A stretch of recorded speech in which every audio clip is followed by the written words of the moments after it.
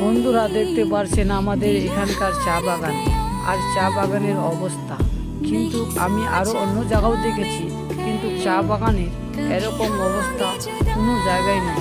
কিন্তু আমাদের এখানে কি কারণে এরকম ওষুধ আর কি বলবো আর চা বাগানের কিছু কথা। আপনি হয়তো বলবেন যে আপনি কোথায় থেকে বলতেছেন আর কোথাকার এরকম চা বাগানের অবস্থা। ভিডিওতে আপনি দেখতে পাচ্ছেন যে আমি চারদিকে ক্যামেরাটি করেছি আর আপনাদেরকে দেখাচ্ছি, কিন্তু চা বাগানের অবস্থা ভালো নেই।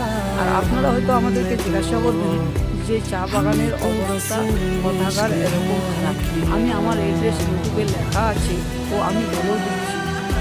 বিবেকানন্দ মুড়ি খাওয়া, দার্জিলিং ডিস্ট্রিক্ট থেকে এই চা বাগানগুলো আপনাকে দেখাচ্ছি। আর আপনারা ভালো করে জানেন যে দার্জিলিং ডিস্ট্রিক্টে চা পাতার অনেক বেশি।